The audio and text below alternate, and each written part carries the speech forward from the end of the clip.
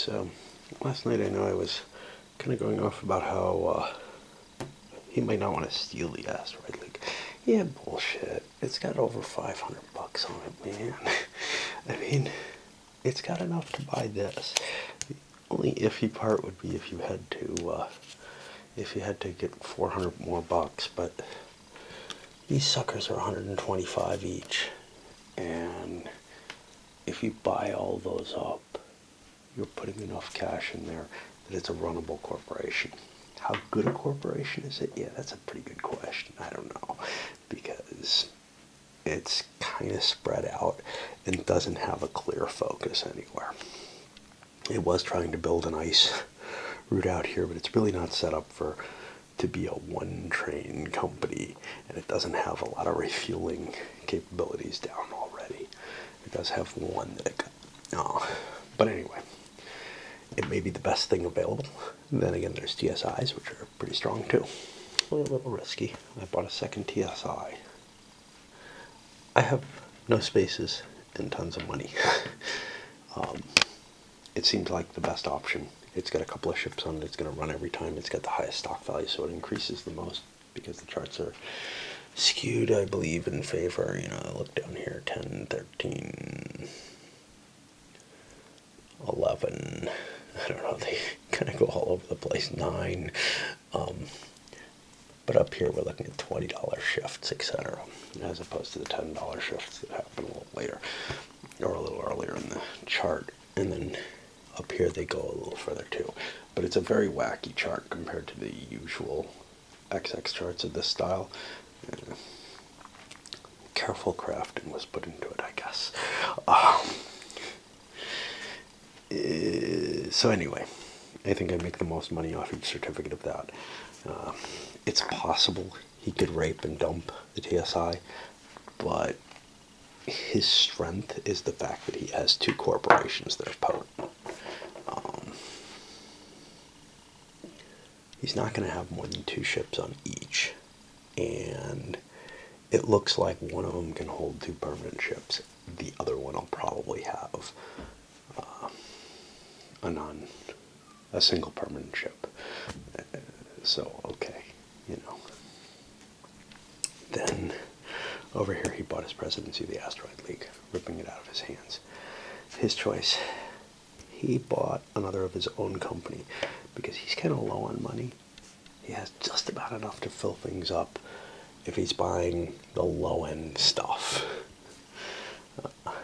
Because the middle stuff that he's buying as part of that low-end stuff, like his RCC, well, he's bought that at par, which is a cool thing because it's one of the few that's available at par. The OPC is still available at par too, but somebody sold one off, as the other guy sold something off too, I think.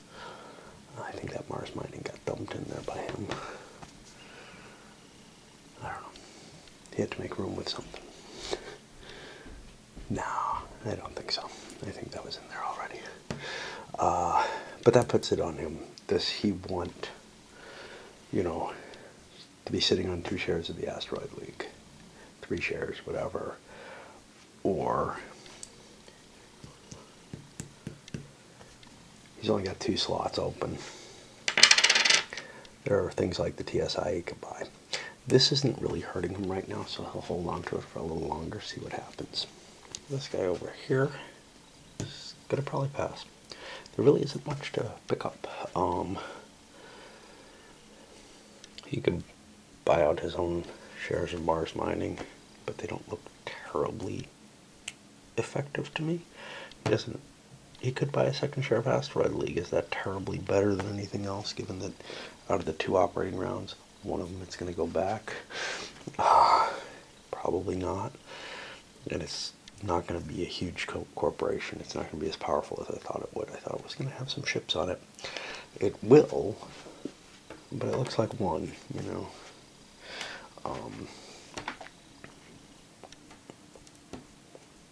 And there's not a lot available. I guess that's the big deal.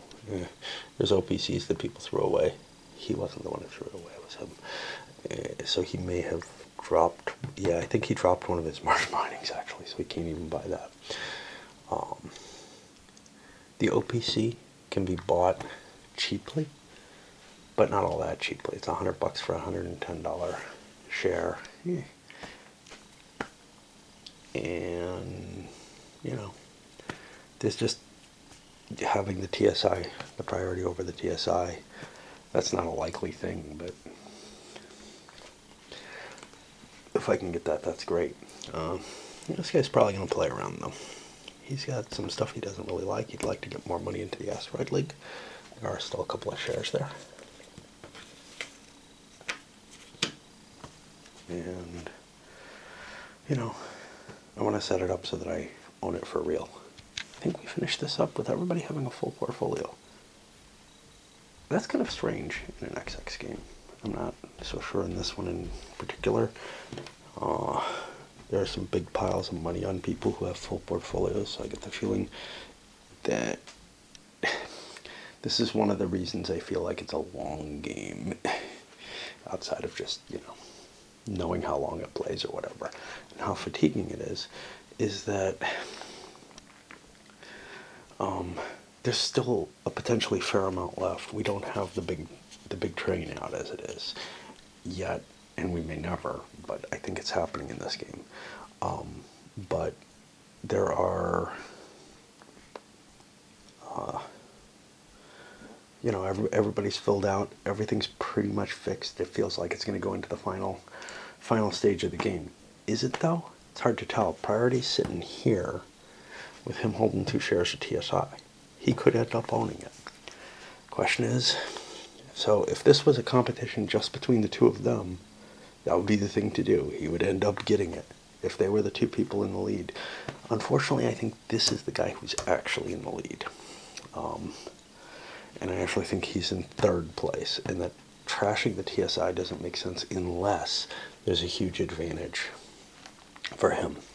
And one of those advantages would be, hey, look, you know, I'm able to get all those ships over there. But another has to be,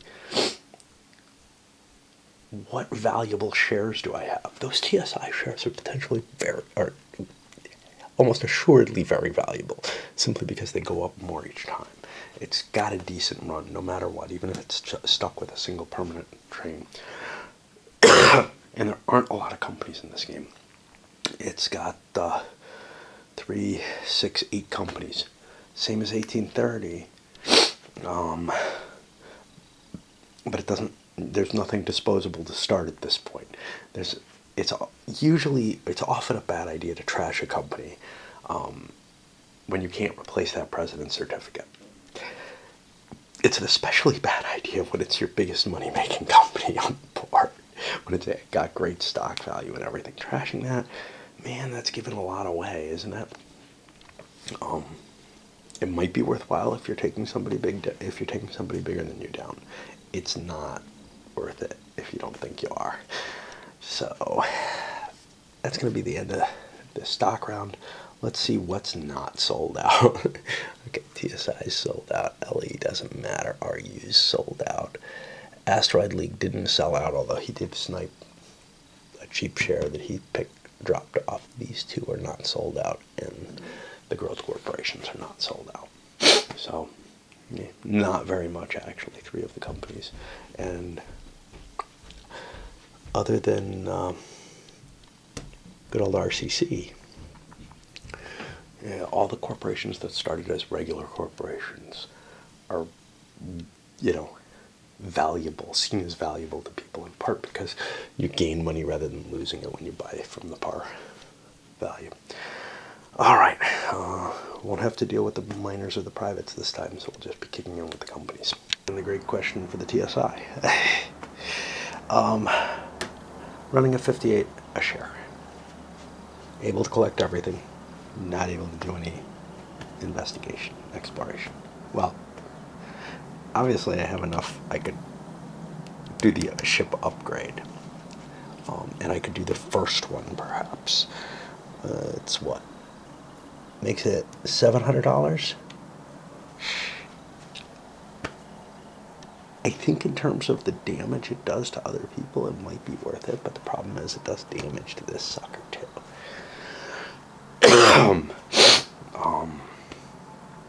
I'm not sure. Is anybody else going to do it? I probably have the best run. I don't know. So if I take this, I'd be getting 290 in here.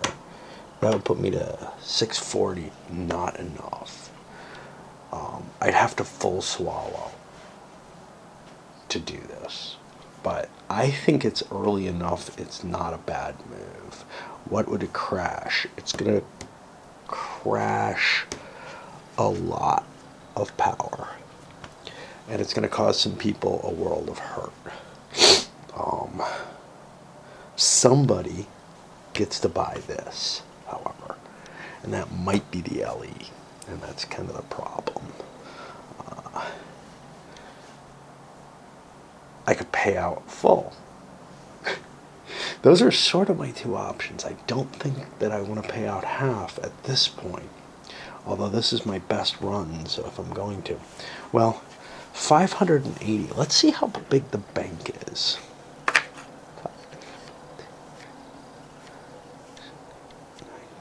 1,000. 2,000.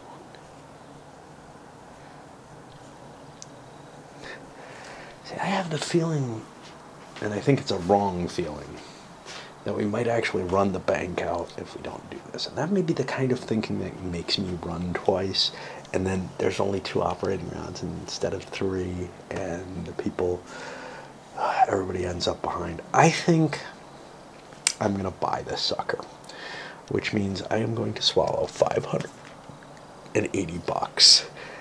That'll give me a little bit more money to drop a claim as well. This one's of interest, for example. This is the only time I can remember a non-incredibly painful purchase of the heavy train. Now, I'm pretty sure I played without these. I think the difference is that everybody was half swallowing all game long. Thus, they had huge amounts of cash available, as opposed to paying out full most of the game, and thus nobody having the cash available for here. It's pretty hard to swallow when you see that your opponents are collecting up all the shares because they're paying out full. And I think actually the paying out full is the dominant strategy. And I'm just playing this one worse than I usually do, but getting a more expected result out of it. I'd like to see how that plays out depending on how many people are swallowing and how many aren't, or half swallowing. I'm sure I'm going to have to figure out my routes for next turn, and on top of that, then, you know, whether I want to buy, I could actually buy both claims. What that means is the LE here is down to a measly 31 run, and boy, we have a route that's set up for 2 ships, but it's not there. 31, if I full swallowed, I could get this extra ship. That causes companies to spring for the big ships. Oh, I own the Asteroid League. The Asteroid League is not going next. The RU is going next. Probably not buying a ship. And then the Asteroid League. So how much cash do I have? I have 975, which is pretty much enough to buy 1 big train. I think I'm going to do the swallow and get 2 ships on this. Because otherwise that's just going to blow me away way too much. So that's, and I'm not at all used to the trains falling like this, or the spaceships falling like this. So that's 310. I don't get an extra claim, which I probably actually need, but I'm just going to live without, I guess. It's something you don't see very often, which is running to a central base. There's nothing really horrible about it. It's just usually you're configured to hit one of these bonus places or a transshipment point. But he was able to make 21 cutting into here and got himself a couple of explorations. Those explorations are big because he's got a couple of rares now. He found 2 rares. He's got like a bunch of rares he could haul. And I might as well claim them. And I pay $100 for the second one. This keeps people like VP from getting those. The whole big deal here is, if I can haul these rares down here. I'm not running a lot of ships, so I'm kind of like VP. I got claims all over the fucking place, but they're not doing me much good. But those nickel claims that I have, I don't have to hit them. I can be hitting these guys for $80 instead of these guys for 60, and that seems pretty damn good. And this guy will be 70 if I can upgrade him.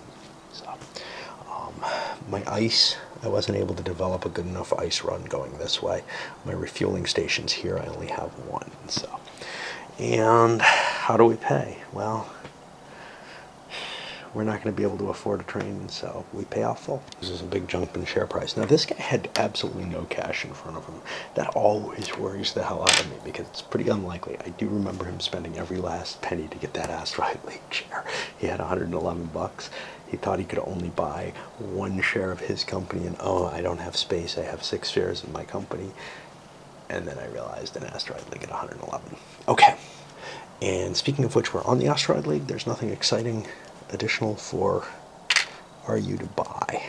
Asteroid League, well, they're going to have to buy a ship and then figure out how they're going to run it and what things they can pay for it. But to begin with, they owe $950. Now, this should actually be over here, because he's the guy running it. I guess I don't have to figure out too much. I got no money. I bought that ship, I got no money. I was looking and I'm like, wow, I got an actually pretty good run, but it's going to take some infrastructure. Heading up here, hitting this. I could get a refueling here, a refueling here. This one would cost me $150 to set those up. I already have a refueling there, so maybe I don't need all of those. But I may need one in here, and then haul the ice down here, and I can actually haul 7 ice if I flag this. Well, I don't have anything to do anything with, so I spent a little bit of time thinking about nothing, really. And I'm talking too loud, I know that.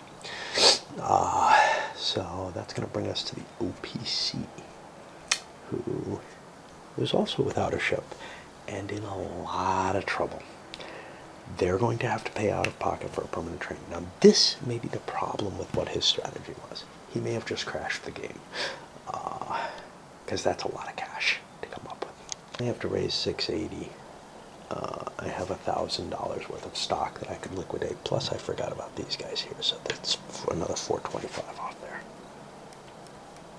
So all I have to raise is $255, which should be pretty easy. I'm not dead, but I'm effectively out of the game. The only question is, do other people crash harder, and do I not come in last? Most of the XX games, you can buy a token before you are mandatory forced into a train. In this one, the order is different, and all your infrastructure goods come after you buy the train. Of course, you wouldn't be allowed to place it if you had no trains. That's not that big a deal. But yeah, it's a pretty big difference in terms of, sometimes it's nice to be able to invest a little something, especially if you have like a $40 token or whatever. You're like, let's get that out because I'll never have money again. He ended up having to sell an RCC, which he didn't necessarily have to. He could have gotten rid of something else, but it has no train, so it's going to lose money, so it's the worst of the things. And he was just $10 short of being able to dump an LE. Instead, he had to give up an RU, which is not optimal because somebody else will get a shot at it before him. The Lunar up there is probably not worth as much as the RU, but I'm not sure. No, Lunar has 2 chews on it. Yeah, I'll probably get my RU back. Oh, and it ran already, so I made some of the money off of it, right? Fella, though, is not doing so well. He's 729 in the hole. He's still going to survive it as well. I'm assuming. I mean, this is worth $150. He can sell 3 of his rings. We'll figure out what he can come up with. Make sure he's okay, because he does have some pretty crappy stuff. He's really probably was the loser already, and he didn't gain anything out of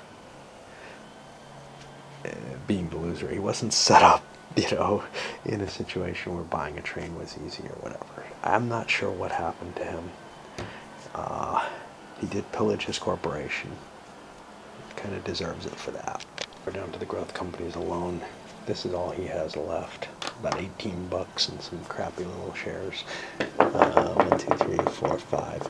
If there had been another share of the RCC in there, and that could have been possible. I mean, it wasn't the most obvious valuable thing. It shouldn't have been.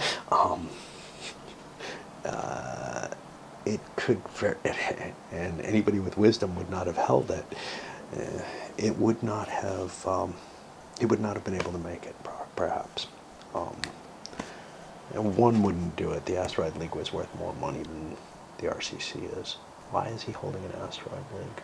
He's holding an Asteroid League because it's probably better than the OPC, is his judgment, and it's worth something. He could not hold an LE or an RU, which he would have wanted to.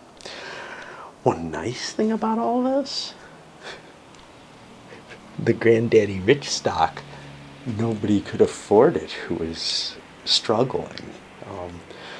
Usually it's people who are rich who have the crash and might end up throwing your stock in. So it is a little strange, and this guy was not doing terribly badly, but he is now. It's clearly no longer in last place, though. RCC definitely took a bigger bath than he did. Hey, it's making the operating round fast. Nobody's got to actually figure out any trains, and most of the corporations are going to be down to 1 ship each.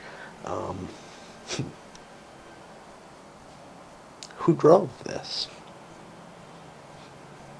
I mean, I don't feel like this guy had a lot of ships on his company. I don't feel like this guy had, or that guy had a whole lot of ships on his company. I feel like the people who drove it are the people who are benefiting from it in terms of pushing the ships out. It's just we didn't see anybody paying out the whole way. And they might be in really good shape compared to the decision that everybody made to half swallow. Mars Mining manages to run its little ice run going into here because of all the bonuses. It's able to do okay. 31 a share, not bad at all. However,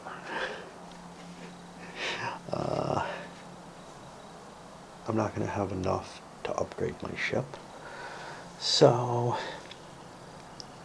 I'm just going to pay it all out. I get a little bit in here. I don't expect I'm going to be able to upgrade it. I need to buy a claim, but otherwise I'm pretty much set to run this 8-4 for the rest of the game. It's not going to win me the game. But it may get me 3rd place. I bought a flag down here. I don't think I can improve it all. I can't get claims back or anything like that. I've got some that are garbage. In which case, well, it's time to be a dick, right? I'm going to just be paying out. How do I want to be a dick? TSI has a lot of shipping there. LE has a lot of shipping. They're the ones I can probably fuck with the most. I'm allowed to buy only 1 base, but it only costs me 25 bucks.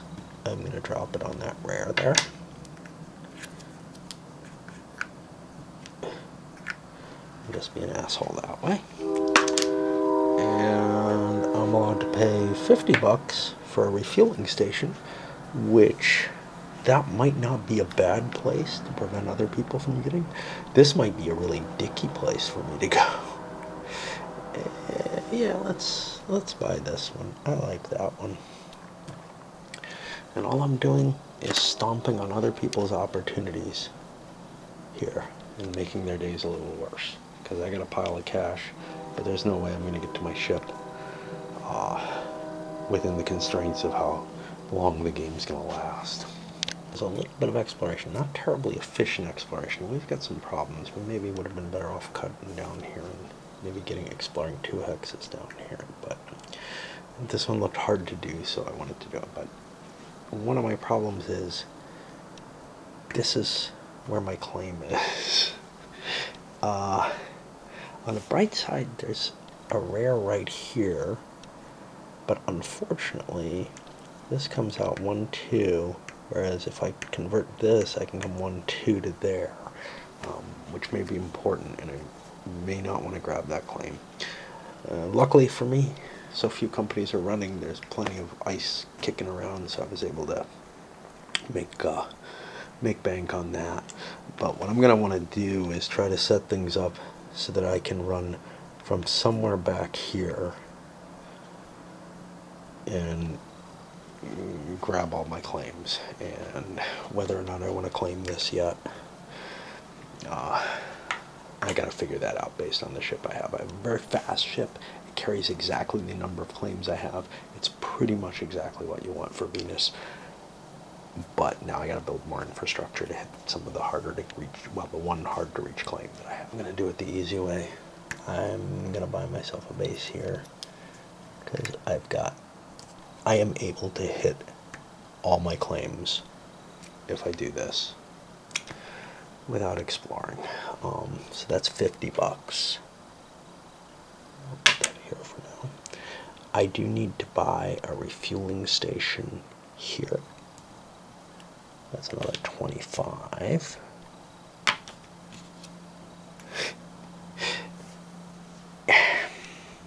Now the hard thing to actually bring myself to do is to buy this kind of crappy claim. But my chances of getting something better are fairly low. I'm not particularly good at finding rares anymore.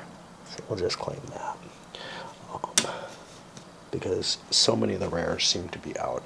I could look in the manifest and see what the chances are. But there's a lot of tiles left, and there's only a couple that I have the capability to explore. And how many turns am I going to go looking for them or whatever? Let's just grab it, make our money, and deal with it like that. And of course we went forward 2 for that. And that's going to push us into the next operating round. What I'm going to do is a little trick that this game allows you to do that most of them don't. This game's kind of a pain in the ass in terms of being able to see, hey, is everybody flipped over correctly? But the big bonus of it is you can rotate. So like first operating round, I flip from this side to this side. Second operating round, I flip the other way. I remember there was one game, and it may be 1880, where it kind of didn't work well that way because the stock rounds came at weird times or whatever. That was maybe the only other game that could have done it that I've seen. Well, I guess any of them could with the wooden bits, because you could see what the company is without the name. They're not double printed, but the color is still there. I wish they had done that with this, where they hadn't double printed them, because the two sides are close enough together that it's not, it's not immediately obvious. I have to expend a few brain cells to look at it and figure that out. And now we're in the home stretch. The only question is how long it takes the bank to go. The $1,000 and the 2 500s is out, which is why there's a big pile here. Otherwise, the bank's pretty steady to where it was before. I think we're talking about 2 more sets of operating rounds here. But that's just a guess. Most of these companies are running about 300. So say 2,000, say about 3,000 a turn, and you go through the complete operating round, sets of operating rounds. So I think we're going to finish this one and then go through twice more. And that's a little long, but it's just how the game plays out. And we'll see. Maybe the fact that this broke in the first operating round means that it'll crank at a different rate. Stock values are going to be lower than I'm used to in 2038, largely because people haven't been paying out full, and people had to swallow also to get their train and all kind of other stuff. So this is a little weird. A lot of times the early companies are just way up here in stock value, and they just win because of that. Kind of doesn't matter what they have at the end of the game, because nobody ends up getting one of these. They don't push the ships quite as hard. Pushing the ships, they can come out in this. I think it's 1870s that's the problematic one. But this one, if you had that extra ship here, that extra permanent ship, does any of this happen? I don't know. I really don't know. It may just freeze at that location under those conditions. But at least by taking that ship out, you have a chance of breaking the bank. I got to do all the mechanical crap. At least there's not as much this time around. The advantage is there aren't as many ships at the end as I'm used to.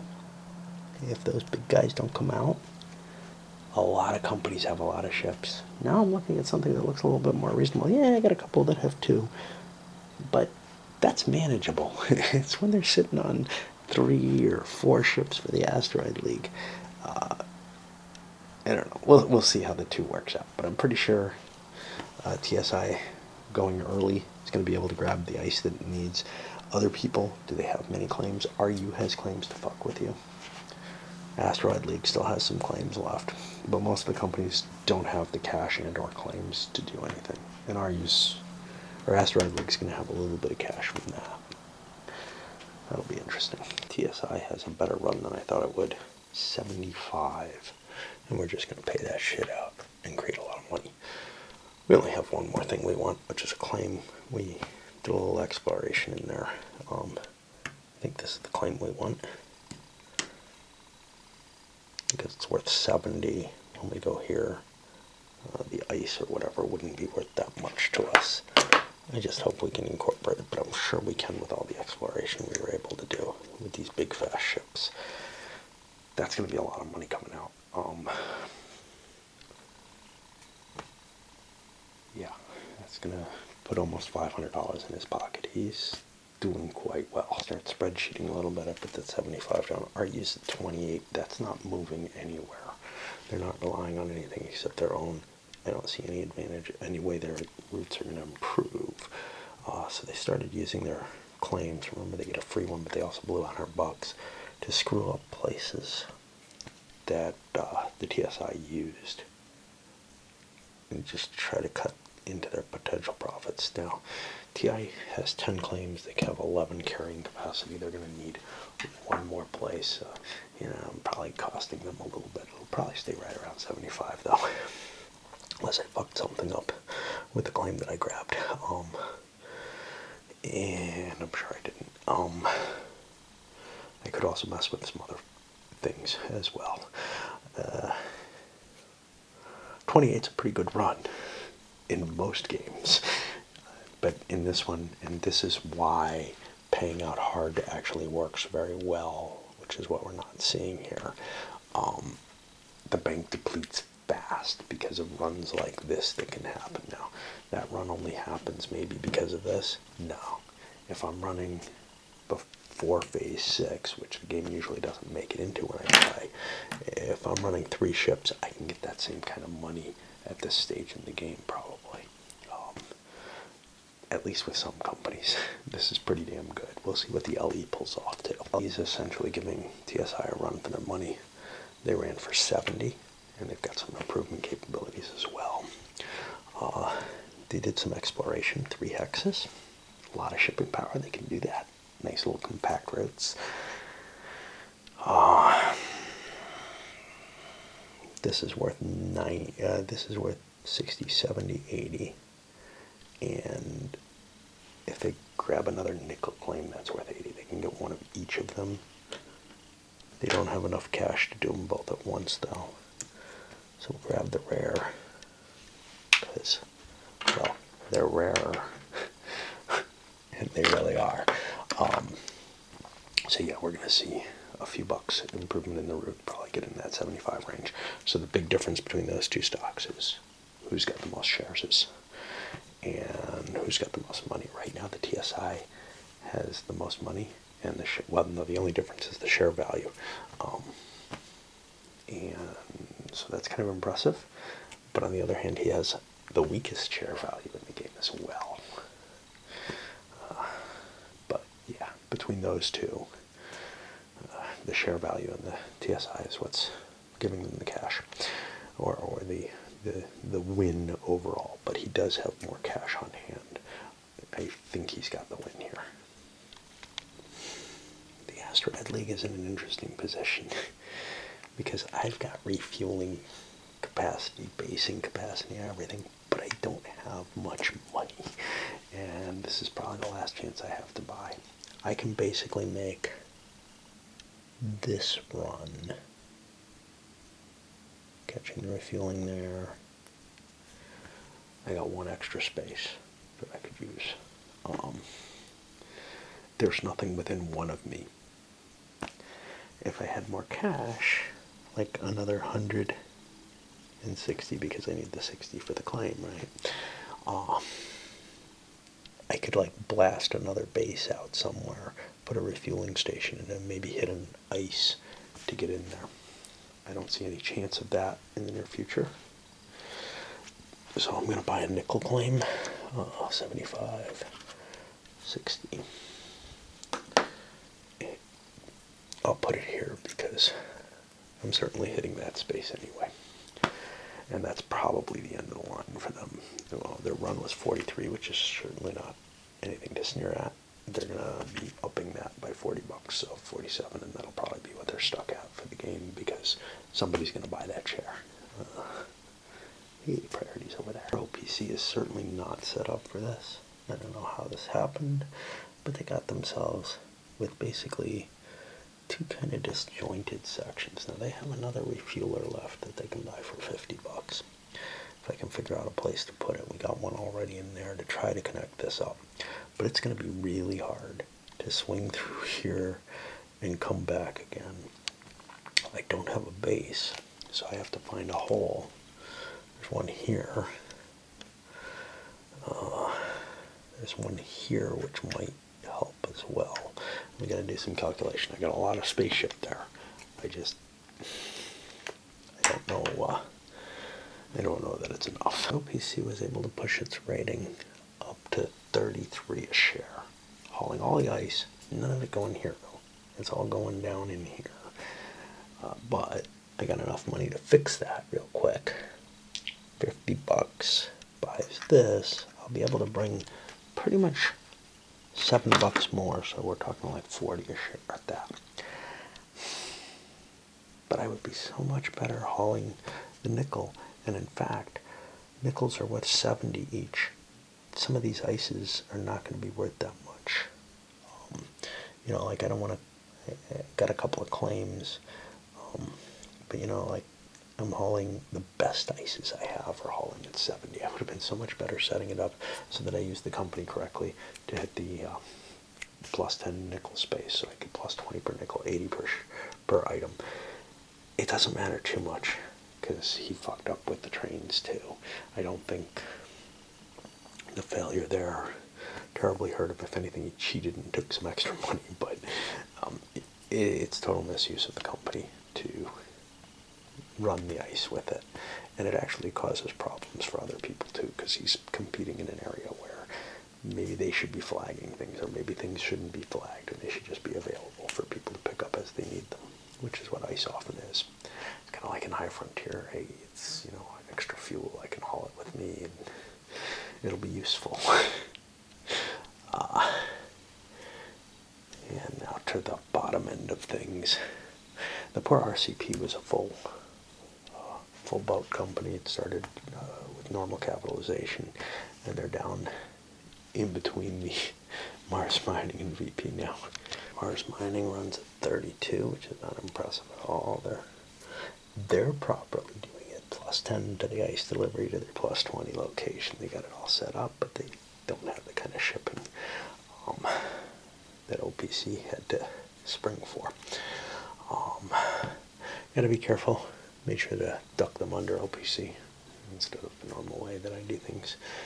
The only reason not flipping them was working was because nobody was stacked. So flipping and unflipping. So now I've created confusion in my head.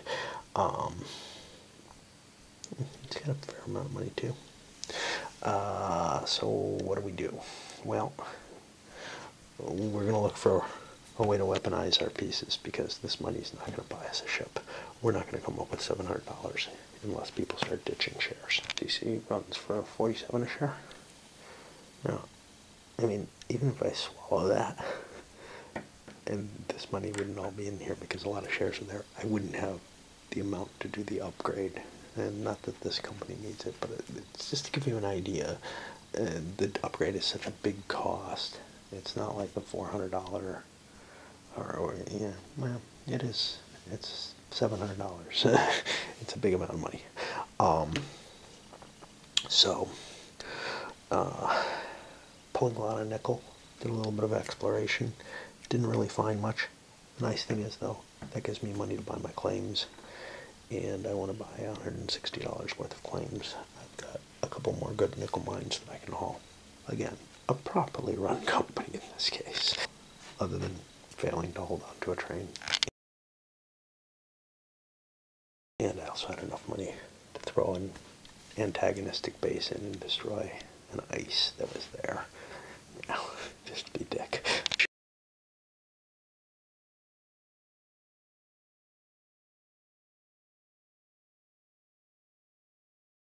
Shit, I think I forgot to run the Asteroid League. No, I must have run them. They're on the right face. Okay. I can't do this again where I don't unflip them at the end of the turn. It confuses me too easily. BP is able to run for 44 a share. That's not going to go anywhere. They're hauling all their claims, and they're not going to find anything better than that. That's some decent money. I'm going to spend 75 bucks to mess with shit. I think I'm definitely going to crush this. TSI can't use it. They're out of claims. I'm out of claims. It's over, man. You know, we just want to make sure nobody else makes money off shit. Adding up what everybody made, we're going to get 3,700 was the runs for this time. They're going to go up a little bit, but under 4,000 probably. This is about 3,000. 1, 2, 3, 4, 5, 6, 7. I don't think the bank would break if this was skewed a little bit. So like if this was the first operating round, I don't think the bank would break in one operating round. It's certainly going to break in 2 operating rounds though. So I'm gonna leave this video running because I think I can squeeze it in about the time the other videos ran for. I've got some cleanup to do in terms of flipping all these stupid counters and everything. And then tomorrow, I don't know if we'll finish it up tomorrow, but sometime over the weekend I expect to get this done and get a review for you. During the stock round, for most of the players, this is a matter of just, you know, realigning your portfolio. You don't have to worry about anybody dumping something on you. The game's going to be over in these next at the end of these next 2 operating rounds, I think. But, you know, I got a Mars Mining. That's just not going to make a whole hell of a lot of money, right? We know it runs at 32. OPC runs at 33 and may grow. This is the notes that I took here. When I'm playing a game opposed, we usually don't take these notes anymore, and therefore there's a little bit of, well, which one's actually better? But if you have the numbers in front of you and you can look at here and here, you can make the calculations. The problem is actually making the calculations can take longer than just guessing. So, because you have to make an analysis on every single one. I'm not going to do that. But anyway, what he's going to do is he's going to drop a Mars Mining, gets himself 109 bucks. God, the numbers in this are so goofy. Again, I'm sure there's great cleverness that went into making them so. And then I think the best thing that's out there is that LE, which is 154. And everybody's going to make those swaps. And now over with this guy, he's so crashed, he could just like say screw it. But he's looking to fill out his portfolio, and he probably has to repair his a little bit. Those 2 players are just out of it, though. A little careful because there's a Mars Mining in here, which is only a 67 a share. So there's actually some money to be made off of buying one of those. But this lunar was too important to try to gain some kind of little 20 or 30 buck advantage. This is a key piece of stock. That, and if there were any TSIs out there, would be huge. The interesting thing is the RU with its 28, but a high stock value. So you look, and that makes about 48 net, say. Well, no, because you go up twice. I always used to this. So it actually goes up 20, say 40, so 68, say 70 bucks for the whole run. Let's take a look at one of these others that's kind of decent. The VP is running a 44, but it only makes about 65 net. So that stock value is a good reason to buy the RU no matter what, even though it's got a shitty payout. Because it's paying out full, it gets to go forward twice. And that's a pretty big deal.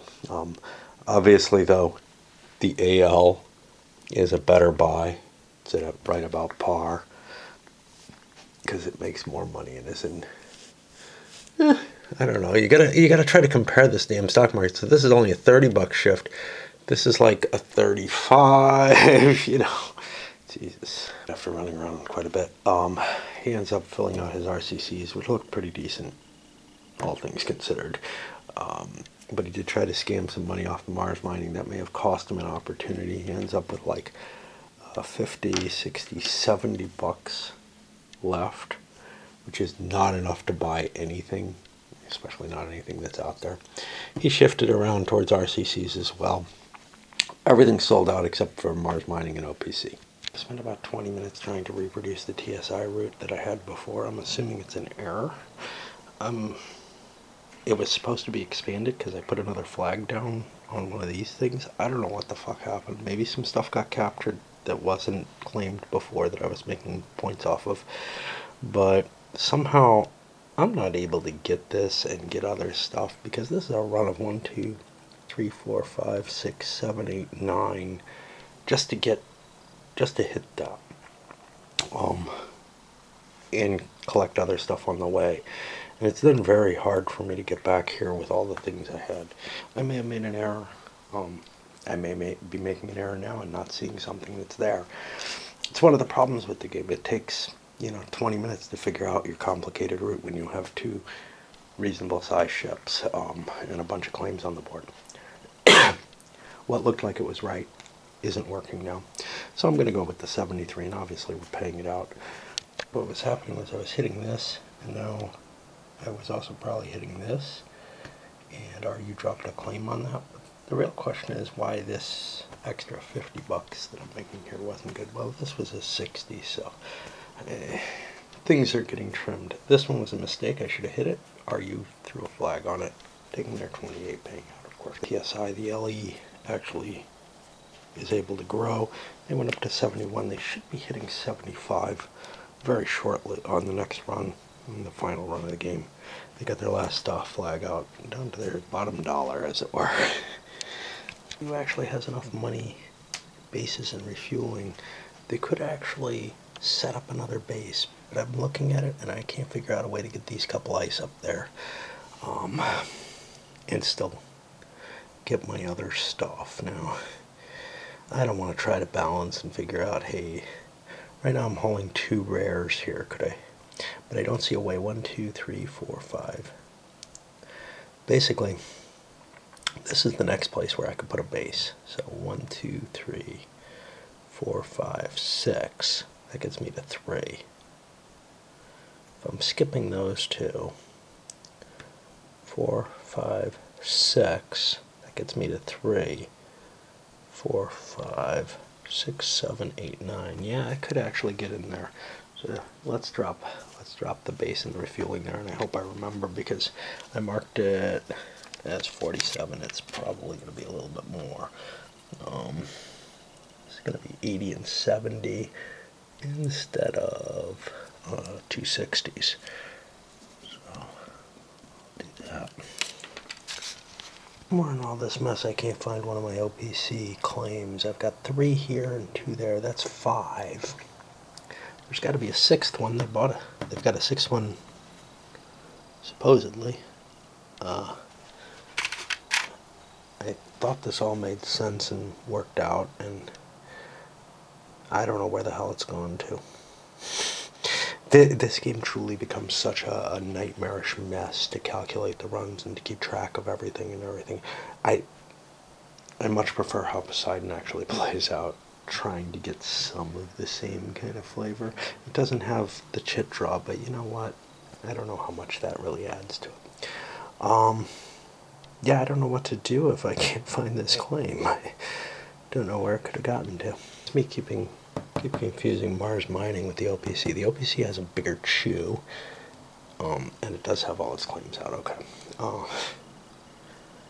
It's been a while. You know, it's been a couple days since I played, and it's really, it just shows you how much of a nightmare this turns into. And it's really the part of the game that I don't like. Is it's kind of exciting at the beginning, but the end game, and this time thankfully the chews came out, so things came out a little differently, a little bit more exciting. Normally it's just this horrible, long-winded, lots of corporations with three ships on them, nobody wants to break it, who has the capability to do so, really. It becomes a nightmare, okay? I don't have the money for those. I'm gonna get it, but I don't have it right now. I've got to keep calculating out my runs and trying to modify them. If I get 160 in there, that's great, I'll be able to do something, but if I don't, I won't. And what I got going on, what I was able to calculate was, okay, I can fly down here, I gotta come all the way over here, then shoot over here, so that I can catch these and get over there. Well, it's a very complicated route. I may have a little bit of play in it with all those refuelings. I counted it, you know, but I forget right away. But now other people are claiming shit. And it's not like there's one easy route calculation. If you have everything flagged and everything set, it's fine. So like, you know, what I have with the LE, I know that's not going to change after them taking into account this. What I've had for the RU, I know that's not going to change. They have so much ship. They only have so much ship, and they have all these claims all over the place, but they've optimized that, and they can do it once. But for a company like OPC here, which doesn't have all its claims down and has a lot of ship power for what it's got on the board, I'm having to recalculate this fucker every time. That's not such a big deal when you're talking about like an 8-4, but when you're talking about a 9-7 or 2 ships or something like that, it just, it doesn't add that much to the game for me, except headache. I ended up getting a 37 run doing all of that. Doing it mainly on ice. Idiotic. Oh, no, make it 38 because I delivered on nickel. But I flagged fucking ice instead of nickels, which is idiotic because even though I'm going here with my $10 ices, I could make more money off the nickels, right? Because I can make 70 off the nickels. These ices are only going to make 50, so I'll swap the new claims I put down onto nickels, I guess, and hope they go where I want them to, which they should. One was here, and that's, I used mine. And I'll put an unused nickel there. And then, I don't know where the other one was, but I flew another 30-point nickel down, or ice down somewhere, and I don't know where the hell I put it. But I'm trusting what I wrote down here for the VP. I don't know why I'm trusting anything. It may have been miscalculated, but I don't really care enough at this point anymore. I'm just glad there's only one more fucking round left to this thing. Yeah,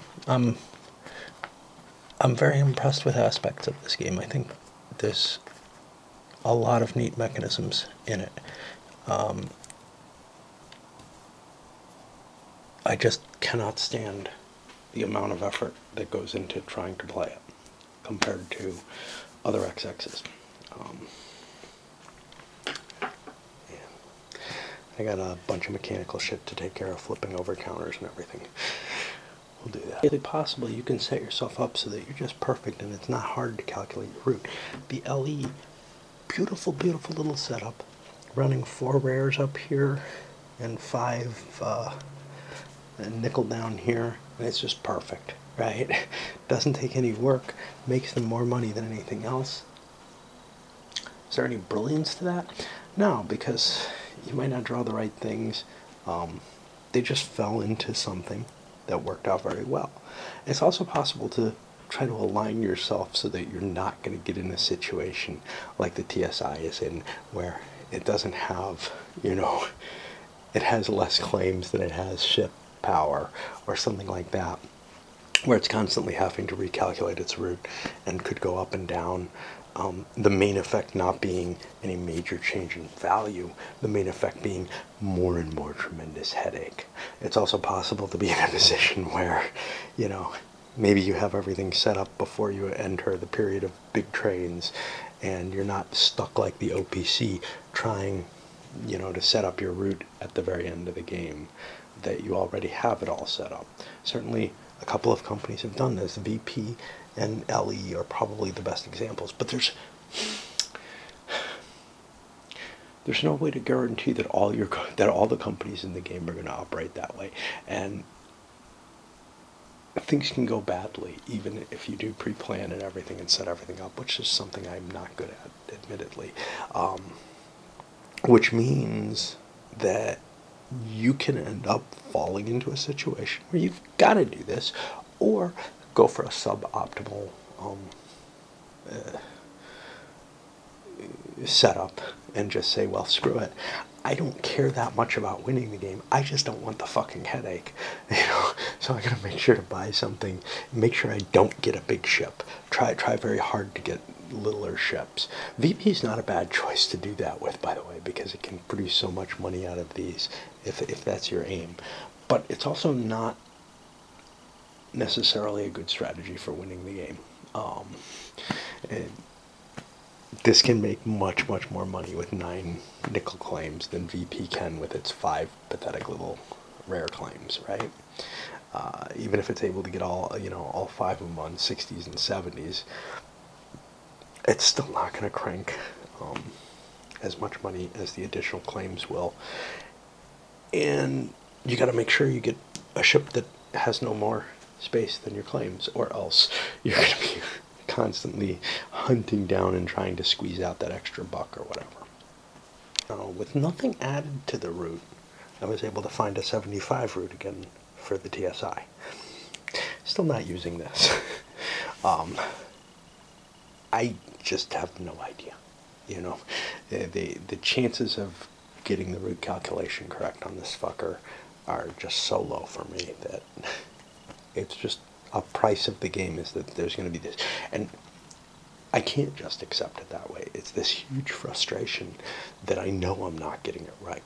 I'm almost certain there's an extra, you know, 20 bucks or something in this route that I'm not seeing, but whatever. Paying that sucker out. It's clear the bank is breaking here. I mean, any reasonable person would have said it was going to break and wouldn't have handed out all those 5s, but I just wanted to make sure before I throw in all these 500s and get all the change back in the bank, that it was visually absolutely incontrovertible that it was going to break. There's not enough money here for the next run, so I'm going to pound it out. I mean, there might be the 280 for the RU, but whatever's next, the LE with its 750, that's not there. I ran all the others for the sake of argument. I did calculate out the Asteroid League because I knew that was going to advance. I don't think the OPCs was going to change to the positive. It may have been using a claim somewhere.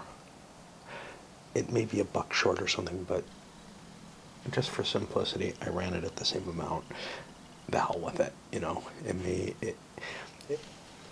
I may be cheating $5 in his favor.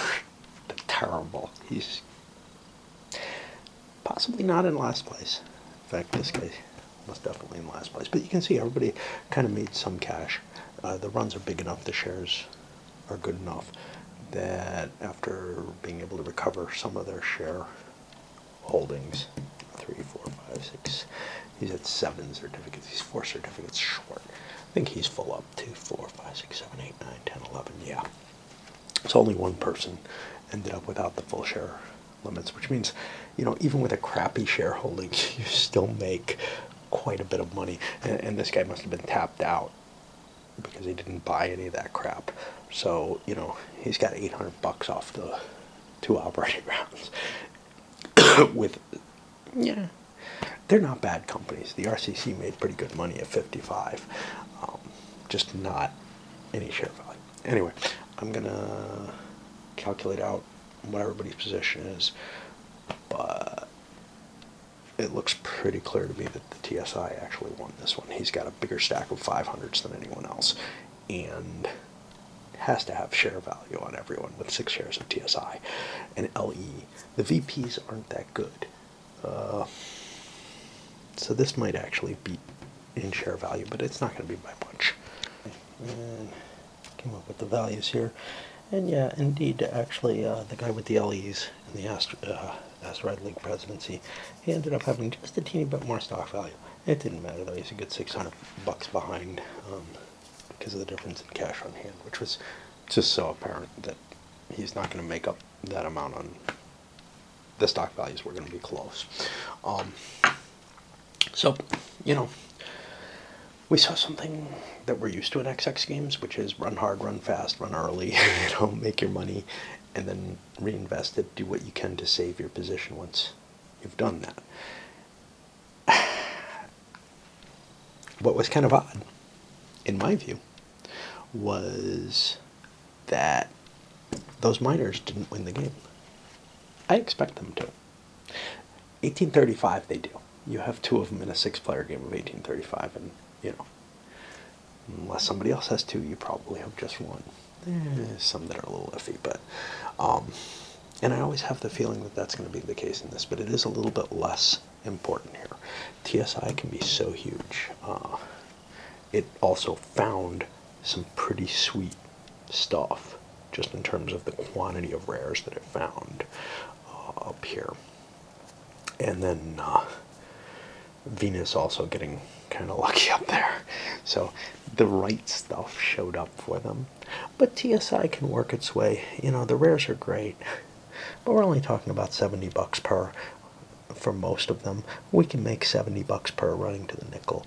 We can, the ice is a little harder. Ice is probably the crappiest commodity, and I'm always the most attracted to it because you don't need to claim it early. You can make money off of it early. So if you set up to eventually claim the ice, you know, you're getting good stuff, and that's actually a flaw in my play. However, I still contend that if players had been paying out full, first of all, if players could pay out full all the time, they're not going to have the cash to buy and get to this permanent train. But also, if, say, half the players were paying out full, they would be getting enough money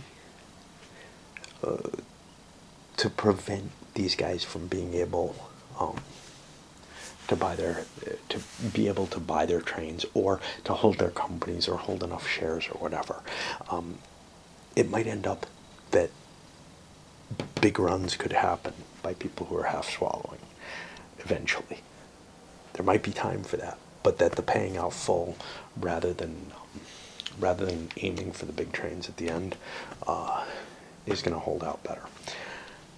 I can't really justify that, except that every time that I've played it opposed, the trains didn't come out because people started paying out full and making so much money that anybody who wasn't paying out full was clearly falling way behind, and that they just couldn't keep up with it. However, if nobody pays out full, yeah, these suckers will come out, and you'll see the big runs. Whether or not that favors certain companies seems pretty obvious. You know, if you've got 5 claims, you might say, well, I don't really want the trains to come out, right? Except for something that's a little different. When the trains don't come out, people have too many of them, and they're able to still run all the claims they have, you know, all 10 claims or whatever, and maybe with a little bit more flexibility, the way Yellow was able to do here, where they ran the rares one way and the nickel the other, and be able to optimize in a way that a single big train can't do.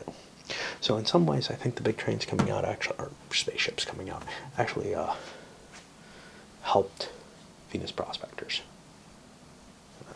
Obviously, TSI, with all of its claims, likes that. RU should like it, but RU fizzled this game completely. The mismanagement aspects, I mean, that happens.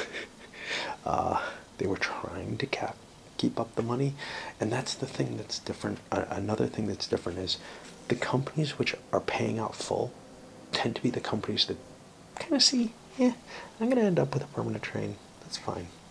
The companies that aren't paying out full, that are swallowing half, are the ones that were struggling in most of the games that I see. They're the ones who say, oh shit, I'm not going to end up being able, I'm not going to have, what is it? I'm not going to be able to get a Phase 3 ship or something like that. Or they have the Phase 3 and they're really, really worried about this coming out. And they end up doing the partial payouts to try to look like they're going to survive. And they just don't end up with a good run either way. It's a matter of management of the trains, like in any XX game. Well, in any of the ones that I tend to like, ones where train management just doesn't matter is not of interest. But again, this sucker's just got so much fiddly headache aspect to it that it kills me. There's a lot that I love about it. I think it's a great idea, but running from the weird numbers on here, which make even final calculations hard to do, which break some of the kind of conventions, like 136 being to the right of directly 137 being to the right of 138, that's fucked up in my mind. It's like you're used to things being able to go in a certain order, and now you look and this chart doesn't work the way you expect it. But there's a lot of other things that are just really kind of inherent in the design. The flipping and unflipping of all these counters, the difficult calculations of all this shit you gotta carry. And it just ruins it for me. And that's pretty much it.